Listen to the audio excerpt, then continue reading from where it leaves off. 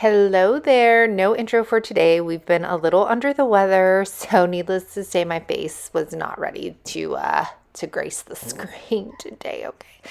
So, anywho, we are gonna go in with one of these. I think you guys called them steak boards, fajita like tray things. And I am going to get some pre-made molds from my IOD molds, and this is amazing resin. I'm going to use the Gorilla Glue Super Glue. This actually worked very well on last week's project, so I decided to stick with it.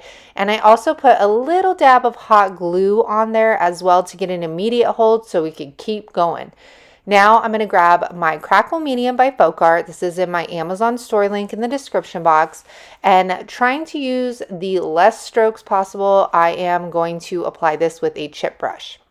Now once that's dry, I'm going to grab that beautiful Prom Queen by DIY paint color and a chip brush again. And around the molds, it is kind of hard to do single strokes, but it all works out. So the less strokes, the better when using Crackle Medium. I'm going to leave the back blank. I do not put a hook on it. It's seasonal decor, so if you are someone that buys it, I would put a command strip on the back of it. After this, I'm going to take liquid patina, and the reason I'm sealing everything now is because I did not seal the piece of wood with a shellac, so the tannins from the wood started presenting themselves, and I wanted to make sure that it did not continue to happen, so I sealed it. Then you guys, I finally got decoupage paper. These are the Roy Cycle decoupage paper. I got it from sonnetsgardensandblooms.com. I'm going to leave her link down in the description box. She also has a YouTube channel here as well. I will leave that down there as well. How many times are we going to say that? But you guys, this paper is stunning and it's so affordable. I've never bought decoupage paper before, so I didn't really know the price point, but so affordable. And look out for future videos because there will be a giveaway of this coming soon. All right, so we are going to use this bird's nest. I thought it was the perfect like size and shape to go in this little tray. I'm going to cut very close to the image. Y'all, the details in this picture were amazing. Like the little tiny feathers on top of the birds' heads, like just every little detail. I loved them. I placed it on here and then I was like, you know what? It's blending in too much with the blue. So I got beadboard by DIY and I started going around the inside of the tray. Now, what was really cool was the crackle was still coming through even after I put that liquid patina on there. It was still coming through this white paint. So I put 2 layers of that on. Now I'm going to take our decoupage paper and I'm going to put that, look at how much more that pops against that white. Absolutely love it. I'm going to take that liquid patina. The liquid patina I get from upcyclebybree.com, and I am putting a thin, even coat on the back. Then I take whatever is left on my brush and I kind of just smooth it over the top. This worked out very well for me. Obviously, we used Crackle Medium, so it's not going to sit totally flat against my surface, but I dry that down, and then once it's dry, I go back in with the liquid patina, and I'm going to seal my image in there. And you guys, doesn't this look so pretty? But you guys know I couldn't stop there. I never do. I take this aged brass alchemy wax. I get that from paintedheirloom.com. Her link's in the description box.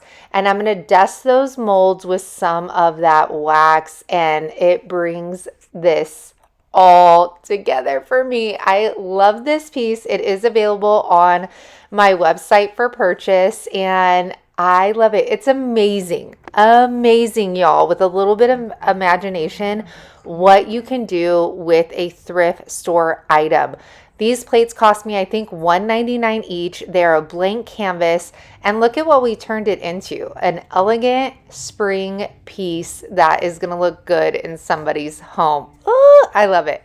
All right, this next one started off with, what do you call these? Like a cheese dish. I know like it's a cloche, like the top, I don't know. Anyways, My first vision was I was just going to paint the bottom of this and call it a day with milk paint. But of course, I had to go further. So I am not a pro with milk paint. Bree does sell these sample packs on her website, upcyclebybrie.com. I am using the color Harbor, which was absolutely gorgeous. Now, I am still learning with milk paint here, so we do make some mistakes. I am going to use my little disposable measuring cups, and I do 10 mil of the powder, and you do equal parts powder to water. And look at that color. It's going to be gorgeous. Okay, so I'm going to get one of my little Dollar Tree cups. I do 50-50 ratio. I stir it, and then you're going to leave it to set up at least 15 to 20 minutes. It's still going to be like a runny consistency. Everett had to show me. He undug it, whatever. Anywho, I'm going to take the bottom of this little tray, and we're going to take the little feet off and then the staples that were holding the feet. I sanded and smoothed that down.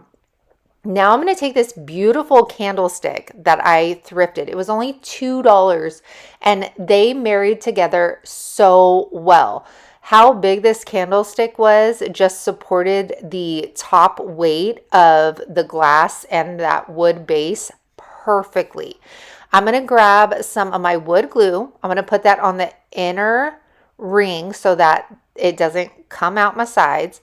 Then I'm going to take my Gorilla Glue. I'm trying all different kind of adhesive mediums, I guess you could say, lately. And I'm going to put that down onto that base. And you guys, it was perfect. 1.5 inches on each side. Get it, girl. All right. So now we take our paint. And sorry, you guys aren't going to get like a full look at me painting. This is my explanation. So if you guys remember before, I did a white candlestick with milk paint and it wouldn't chip. I had put Bond on it, or in it, I should say. Milk paint comes with a bonding agent. And if you have a slick surface, you put that bonding agent in there and it helps not completely crackle the paint. Well, it didn't work last time. So this time I took my milk paint and I did not put a bonding agent in it at all. Well, I painted it. I left it for the 20 minutes and then I come back and y'all, it was an absolute mess. Let me show you what happened there. Who is that? Did you scratch your face, honey? Did you scratch your face? Okay, so no Bond. And this is the crackle we're getting. So it's gonna kind of be intense. And we did not add heat. I actually left this so that I could come back and add heat to it per Bree's directions. But I think we might have to do a second application because I think this is gonna chip a little too much. I didn't add any Bond to it because the last time I added Bond, it like didn't chip at all. And now it's like, look at that. That's gonna be, sorry, the lighting's kind of weird, but all of that is gonna flake off. So I think I should have added some Bond. Yeah. So you can see like the big chunks, and that's just going to continue throughout. And I think that's going to be like a little, do you see how it's just everywhere? Hey, lady, back off. Oh, dang. So you can see, I don't know, no, see, it's too much. So I might do a second coat with some Bond in it, or